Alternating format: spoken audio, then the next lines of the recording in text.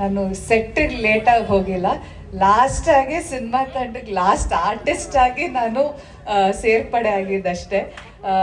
But ಭಾಳ ಖುಷಿ ಇದೆ ನನಗೆ.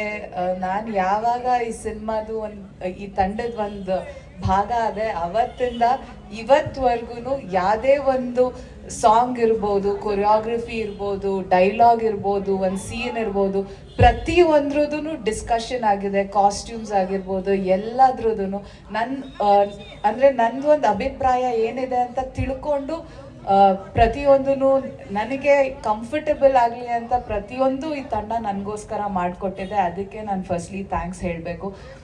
ಸತೀಶ್ ಸರು ಕೂಡ ಯಾವುದೇ ನನ್ನ ಸೀನ್ ಇದ್ದರೂ ಅಷ್ಟೇ, ಅವರೇ ಬಂದು ಅವರೇ ಮಾನಿಟರ್ ಮುಂದೆ ನಿಂತ್ಕೊಂಡು ತುಂಬ ಸಪೋರ್ಟ್ ಮಾಡಿ ಡೈಲಾಗ್ಸ್ ಆಗಿರ್ಬೋದು, ಈ ಡೈಲಾಗ್ಸ್ನ ಒಂಚೂರು ಹೀಗೆ ತೊಗೊಳ್ಳೋಣ ಅಂತ. ಆ್ಯಂಡ್ ಎಲ್ಲದಕ್ಕಿಂತ ನಂಗೆ ಭಾಳ ಖುಷಿಯಾಗಿದ್ದು ಈ ಸಿನಿಮಾದಲ್ಲಿ ನಾನು ಕೆಲಸ ಮಾಡಬೇಕಾದ್ರೆ ಯಾವುದೋ ಒಂದು ಸೆಟ್ ಅಂತ ಅಂದರೆ ಇವಾಗ ಈ ಪಾತ್ರನ ಹೀಗೆ ಇರಬೇಕು ಅಥವಾ ಈ ಲೈನನ್ನು ಹೀಗೆ ತಗೋಬೇಕು ಅಂತ ನನಗೆ ಯಾವತ್ತೂ ಯಾರೂ ಅದನ್ನು ಕಡಾಖಂಡಿತವಾಗಿ ಯಾರ್ದು ಹೇಳಲಿಲ್ಲ.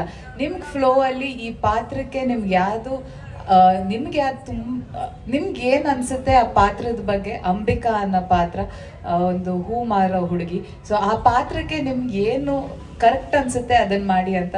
ಭಾಳ ಕಡೆ ಭಾಳ ಸೀನ್ಗಳನ್ನ ನಾವು ಡೈಲಾಗ್ಸೇ ಬರ್ದಿರಲಿಲ್ಲ, ಅದು ಹಾಗೆ ತುಂಬ ಕಡೆ ಇಂಪ್ರೊವೈಸ್ ಆಗ್ತಾ ಹೋಯಿತು. ಡೈಲಾಗ್ಸ್ ಆಗಿರ್ಬೋದು, ಒಂದು ಡೈಲಾಗಿಗೆ ಒಂದು ಕೌಂಟರ್ ಡೈಲಾಗ್, ಅದೇ ಥರ ಡಬ್ಬಿಂಗಲ್ಲೂ ಕೂಡ ಎಷ್ಟೊಂದು ಕಡೆ ಅದೇ ಥರ ಇಂಪ್ರೊವೈಸೇಷನ್ ಆಯಿತು. ಆ್ಯಂಡ್ ಮಾದೇವ ಏಳೋ ಏಳೋ ಮಾದೇವ ಹಾಡು ಬಂದಾಗ ಅನ್ಸುತ್ತೆ ಇದನ್ನ ನನ್ನ ಪೋರ್ಷನ್ ಅದೇನು ನೋಡಿದ್ರೆ ಅದನ್ನು ಶೂಟ್ ಮಾಡಿದಾಗ 2 ಗಂಟೆ ಆಗಿತ್ತು. ನಂಗೆ ಡ್ಯಾನ್ಸ್ ಮಾಡಬೇಕು ಅಂತ ಗೊತ್ತಿರಲಿಲ್ಲ. ನಾನು ಅವತ್ತು ಕಾಯ್ಕೊಂಡು ಕೂತಿದ್ದೆ.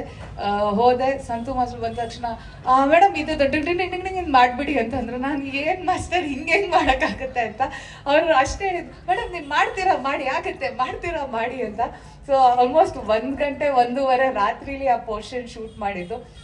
ಅವರಾಗಿರ್ಬೋದು,